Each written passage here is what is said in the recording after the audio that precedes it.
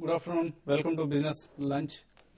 Markets ప్రారంభ లాభాలు కోల్పోయి ట్రేడ్ అవుతున్నాయి. ప్రస్తుతం నిఫ్టీ సుమారుగా 30 పాయింట్ల లాభంతో ట్రేడ్ అవుతోంది. మార్నింగ్ ఇన్ఫాక్ట్ సెన్సెక్స్ 2 సంవత్సరాల విరామం తర్వాత 18,000 మార్కును తిరిగి టచ్ చేసింది. అలాగే నిఫ్టీ 5400 మార్కును టచ్ చేసింది. సో 2.5 సంవత్సరాల తర్వాత నిఫ్టీకి సుమారు 30 నెలలు పట్టింది 5400 మార్కును తిరిగి రీచ్ అయ్యేందుకు. సో యూరోపియన్ మార్కెట్స్ కూడా స్వల్ప లాభాల్లో ఓపెన్ అయ్యాయి. అలాగే డవ్ ఫ్యూచర్స్, నాస్డాక్ ఫ్యూచర్స్ మాత్రం నష్టాల్లో ట్రేడ్ అవుతున్నాయి. ఐఐపి నెంబర్స్ ఇవాళ అందరినీ డిసప్పాయింట్ చేశాయి. ప్రధానంగా manufacturing sector, capital goods sectors లో గ్రోత్ తగ్గడం కారణంగా మే నెల ఐఐపి నెంబర్స్ మార్కెట్ అంచనాల కంటే చాలా తక్కువగా 11.3% దగ్గర రావడం జరిగింది. మార్కెట్ 16% పైన ఉండే అవకాశం ఉందని ఎక్స్పెక్ట్ చేసింది. మార్కెట్ సంబంధించిన మరింత విశ్లేషణ అందించడానికి అనలిస్ట్ సుందర్ గారు, శేష్ గారు సిద్ధంగా ఉన్నారు. సో సుందర్ గారు, ఓవరాల్ 5400 మార్కును క్రాస్ చేసి మళ్లీ వెనక్కి రావడం జరిగింది. ఐఐపీ నెంబర్స్ డిసప్పాయింట్ చేయకపోతే బహుశా ర్యాలీ కంటిన్యూ అయ్యేది అనుకుంటారు. ఒకవేళ ఐఏపీ నెంబర్స్ డిసప్పాయింట్ చేసినా, కొంచెం డిసప్పాయింట్ చేయకపోయినా నా ఉద్దేశంలో 5-4 దగ్గర కరెక్షన్ వచ్చే అవకాశం కనిపిస్తుంది. ఎందుకంటే ఇది yearly high. In fact last year 2 months back చూస్తే కనుక 5-4 దగ్గర నుంచి మనం భారీ కరెక్షన్ అనేది మనం చూసాం 4-8 వరకు. సో టెక్నికల్ గా మనం పొద్దున్న చెప్పుకున్నట్టు ఇది ఒక పుల్ బ్యాక్ కరెక్షన్. అయినా కూడా మనం మార్కెట్ చూస్తే కనుక 5350 పైన నిలబడుతుంది. ఇంట్రాడే సపోర్ట్ చూస్తే 5350 అనుకోవచ్చు. 5350 కింద దిగుతేనే కొంచెం ట్రెండ్ వీక్ అయినట్టు, లేదంటే కనుక ఈ లెవెల్ పైన ఉంటే బులిష్. నా ఉద్దేశం మార్కెట్ ఏమాత్రం ఒక 5-4 దగ్గర క్లోజ్ అవుతే కనుక ఫర్దర్ గా అప్ ట్రెండ్ 5-5 వరకు కూడా వెళ్లే అవకాశం ఉంది. సో యుఎస్ మార్కెట్ చూస్తే కొంచెం స్వల్పంగా ఒక 20 పాయింట్స్ తగ్గుతుంది ఉద్దేశంతో ఇక్కడ కూడా కొంచెం కరెక్షన్ ఉంది. బట్ యాజ్ డేస్ చూస్తే ట్రెండ్ పాజిటివ్. 5350 కింద దిగితే కొంచెం షార్ట్ టర్మ్ వీక్నెస్ చెప్పొచ్చు. ఓకే అండి. సో ఓవరాల్ గా ట్రేడింగ్ ప్యాటర్న్స్ ఎలా కనిపిస్తున్నాయి? ఒకటి ట్రేడింగ్ ప్యాటర్న్ ఎప్పుడైతే ఐఏపీ నెంబర్స్ రాకముందంతా కూడా నిఫ్టీ కంటిన్యూస్ గా మార్నింగ్ ఓపెనింగ్ ఏదైతే వచ్చిందో దాని గ్యాప్ అప్ ఓపెన్ అక్కడ నుంచి న్యూ హైస్ టచ్ అవుతూ 5402 దాకా వెళ్ళడం జరిగింది. ఎప్పుడైతే ఐఏపీ నెంబర్స్ చాలా డిసప్పాయింట్మెంట్, అంటే ఒక దగ్గర 5% పడిపోవడం అనేది మార్కెట్ బాగా నెగిటివ్ తీసుకుని, తర్వాత ఎకానమీలో మన ఇండియన్ ఎకానమీలో చాలా రోజుల తర్వాత ఈ విధమైన ఎకానమీకి సంబంధించిన ఒక డేటా అనేది నెగిటివ్ రావడం చాలా రోజుల తర్వాత ఇది ఫస్ట్ టైం. దానివల్ల ఏంటంటే కొంచెం మార్కెట్ నెగిటివ్ గా రియాక్ట్ అయింది. అయితే ఇక్కడ ఈ రోజు ఇంట్రెస్టింగ్ ఫ్యాక్టర్ ఏంటంటే నిఫ్టీ ఫ్యూచర్ మరీ ముఖ్యంగా ప్రీమియం లో ఉన్నది డిస్కౌంట్ రావడం ఈ రోజు చాలా ఇంపార్టెంట్ అని చెప్పొచ్చు. నిఫ్టీ ఫ్యూచర్ లో హెవీ షార్ట్స్ మార్కెట్ లో ఈ రోజు ఫ్రెష్ షార్ట్లు బిల్డ్ అయినాయి. బల్క్ క్వాంటిటీ నేను గమనిస్తే ట్రేడింగ్ టెర్మినల్ మీద కూర్చొని చూస్తుంటే మాత్రం హెవీ క్వాంటిటీ నిఫ్టీ ఫ్యూచర్ లో సెల్లింగ్ జరుగుతుంది. At the same time banking stocks ఈ రోజు చాలా వరకు మార్కెట్ ని ఈ రోజు ఒక టైంలో నిఫ్టీ 15 పాయింట్స్ దగ్గరికి వచ్చినప్పుడు బ్యాంకింగ్ స్టాక్స్ లో ఒక స్పష్ట వచ్చి బయింగ్ కనపడింది. బ్యాంకింగ్ రిఫార్మ్స్ ఈ రోజు రేపట్లో అనౌన్స్ చేసే అవకాశం ఉంది. దానివల్ల ఏంటంటే బ్యాంకింగ్ స్టాక్స్ మార్కెట్ ని ఆపాయని చెప్పొచ్చు. హెచ్డిఎఫ్సి, ఎస్బీఐ లాంటి స్టాక్స్ కూడా చాలా స్ట్రాంగ్ ఉన్నాయి. ఏదైనా కూడా ఏంటంటే మార్కెట్ అయితే మళ్ళీ ఈ లెవెల్లో కొంత కన్సాలిడేట్ అయ్యే అవకాశం ఉంది. రేపు ఇన్ఫోసిస్ రిజల్ట్ ఉన్నాయి కాబట్టి తర్వాత గ్లోబల్ గా యూరోప్ మార్కెట్ కొంచెం పాజిటివ్ లో ఓపెన్ అయినా కూడా హైయర్ నుంచి కొంత కరెక్ట్ కావడం జరిగింది. సో ఇవన్నీ దృష్టిలో పెట్టుకుంటే మార్కెట్ ఈ రోజు క్లోజింగ్ బేసిస్ లో కూడా 5370 బిలో గానీ వచ్చిందంటే మార్కెట్ కొంత వీక్ గా ఉండే అవకాశం ఉంది. ఒక 5370 పైన కానీ నిఫ్టీ కానీ ట్రేడ్ అయితే మాత్రం మార్కెట్ మళ్ళీ టువర్డ్స్ 5400 వరకు ఇంటర్డేలో షార్ట్ కవరింగ్ తో పెరిగే అవకాశం ఉంది. ఒక 5370 బిలో ఉంటే మాత్రం నిఫ్టీని ఫ్రెష్ గా షార్ట్ చేయమని చెప్తాను. ఓకే అండి. అలాగే మన ఏప్రిల్ నెల ఐఐపీని కూడా డౌన్వర్డ్ రివైజ్ చేయడం జరిగింది 16% సుమారుగా. సో బేసిక్ గా ఎక్కడ తేడా వచ్చిందంటారు? ఎందువల్ల ఐఐపీ నెంబర్స్ అందరూ అనుకున్న దానికంటే తక్కువ రావడం జరిగింది? సో పొద్దున మనం చూసాము 17% లాస్ట్ టైం నుంచి జస్ట్ ఒక ఎస్టిమేషన్ చూస్తే 16% స్వల్పంగా ఒక 1% తగ్గుతుంది. కాకపోతే చూస్తే కొంచెం భారీగానే పట్టడం జరిగింది 12% వరకు. బహుశా ఈసారి నిజంగానే కొంచెం ప్రొడక్షన్ అనేది ఓవరాల్ గా మైనింగ్ అనేది అగ్రికల్చర్ అన్ని కూడా కొంచెం బాగా తగ్గినట్టుగా కనిపిస్తుంది. అదే డెఫినెట్ గా ఈసారి రిఫ్లెక్ట్ అయింది.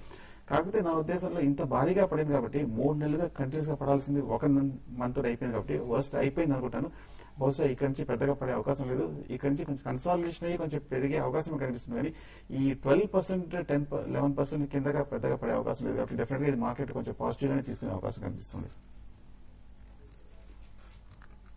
ఓకే అండి. సో ప్రస్తుతం కొంతమంది కాలర్స్ లైన్ లో ఉన్నారు. వరంగల్ నుంచి ఒక కాలర్ లైన్ లో ఉన్నారు.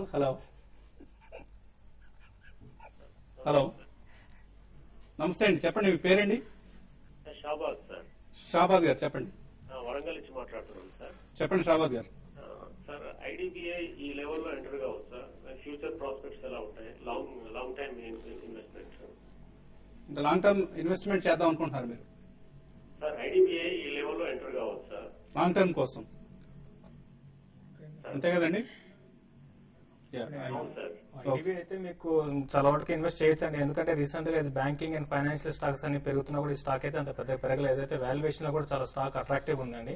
చాలా 1 month నుంచి ఈ స్టాక్ బాగా కన్సాలేషన్ ఫేజ్ లో ఉంది. డెఫినెట్ గా మీరు కరెంట్ లెవెల్స్ లో కాకపోయినా కొంచెం ఏమాత్రం డిక్లైన్ లో మాత్రం ఈ స్టాక్ ని బై చేసుకోవచ్చు. ఇది 120 పైన కానీ సస్టైన్ అయితే మాత్రం ఈ స్టాక్ లో 155 to 160 మీకు షార్ట్ టర్మ్ పెరిగే అవకాశం ఉంది. అది లాంగ్ టర్మ్ అంటే మాత్రం ఈ 180 రూపీస్ 1 year గా మీకు టార్గెట్ చెప్పుకొని మీరు ఇన్వెస్ట్ చేయమని చెప్తాను. ఓకే అండి. నెక్స్ట్ కాలర్ నాగిరెడ్డి కడప నుంచి లైన్ లో ఉన్నారు. నాగిరెడ్డి గారు నమస్తే sir. United phosphate lot by చేశాను సార్. ఓకే అండి. ఏ రేట్ లో అండి? 178 ఫీచర్ లాట్ బై చేశాను సార్. నాగార్జున కన్స్ట్రక్షన్ 185 లో లాట్ బై చేశాను సార్. ఓకే అండి. సో ఆయన ఫ్యూచర్స్ లో బై చేశారు United phosphorus and Nagarjuna constructions. United phosphorus చూస్తే లాస్ట్ 1 month గా 15 days గా 200 రూపీస్ నుంచి 175 గా కరెక్షన్ వచ్చింది. సో షార్ట్ టర్మ్ లో కరెక్షన్ ముగిసిపోయినట్టు చెప్పొచ్చు, ఎందుకంటే 170-75 అనేది చాలా స్ట్రాంగ్ మీడియం టర్మ్ సపోర్ట్ అనమాట. అక్కడ నుంచి మీరు రికవరీ వచ్చే అవకాశం కనిపిస్తుంది. మీరు షార్ట్ టర్మ్ కి అయితే కనుక 170 కింద స్టాప్ లాస్ పెట్టుకుని హోల్డ్ చేయొచ్చు. అలాగే నాగార్జున కన్స్ట్రక్షన్ చూస్తే ఇయర్లీ అయిన 195 దగ్గర కరెక్షన్ చూస్తున్నాము. కరెక్షన్ కూడా చూస్తే నోటీస్ చేయాల్సిన పాయింట్ కొంచెం ఒక మైనర్ కరెక్షన్ లోనే మనం చూస్తున్నాం. సో 195 నుంచి 185, 180 దగ్గరే ఉంది. సో ఏమాత్రం 195 పైన క్లోజ్ అవుతే కనుక ఒక ఆల్ వే 220 వరకు వెళ్ళే అవకాశం ఉంది. షార్ట్ టర్మ్ ఒకవేళ కనుక 180 కింద 2-3 సార్లు క్లోజ్ అవుతుంది షార్ట్ టర్మ్ వీక్నెస్, లేదంటే కనుక పాజిటివ్ గానే ఉండే అవకాశం కనిపిస్తుంది. ఓకే అండి. ప్రసాద్ విజయవాడ నుంచి లైన్ లో ఉన్నారు. ప్రసాద్ గారు హలో, నమస్కారం సార్. నమస్తే అండి. నమస్కారం అండి. చెప్పండి ప్రసాద్ గారు. మోసూర్ టాటా స్టీల్ అండి. ఓకే అండి. ఆల్రెడీ పొజిషన్స్ ఉన్నాయా మీకు? ఉన్నాయండి. ఏ రేట్ లో బై చేశారు టాటా స్టీల్? మా టాటా స్టీల్ 560 అండి. మోసూర్ 70% అండి. ఓకే అండి. మూసర్ పేరు అయితే మీరు చాలా రోజులుగా స్టాక్ అయితే ఈ లెవెల్లో ఆగిందండి. ఈ స్టాక్ లో ఏదైనా టైంలో స్పర్ట్ వచ్చి పెరిగే అవకాశం బాగా కనపడుతుంది. డెఫినెట్ గా మీరు మూసర్ బెన్ అయితే హోల్డ్ చేయమని చెప్తాను. ఈ స్టాక్ లో ఫ్యూచర్ ఫోర్ గాని చూస్తే చాలా స్ట్రాంగ్ గా అంటే ఫ్యూచర్ ప్లాన్స్ మాత్రం చాలా స్ట్రాంగ్ ఉన్నాయి. డెఫినెట్ గా కంపెనీ కూడా మేనేజ్మెంట్ కూడా చాలా స్ట్రాంగ్ మేనేజ్మెంట్.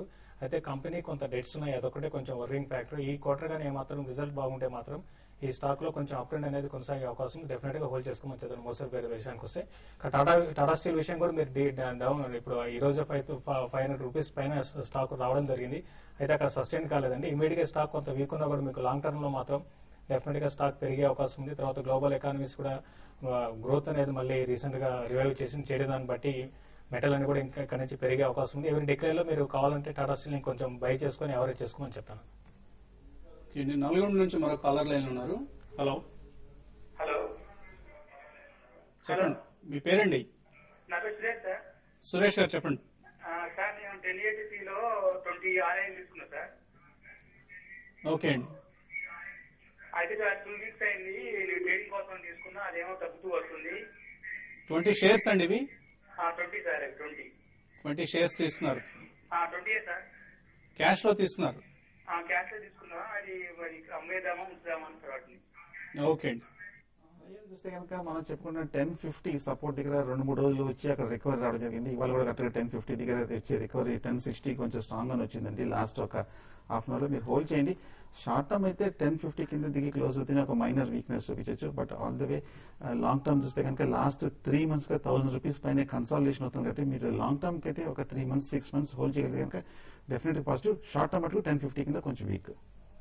ఓకే అండి. సదానంద్ గోదావరి ఖాన్ నుంచి లైన్ ఉన్నారు. సదానంద్ గారు హలో.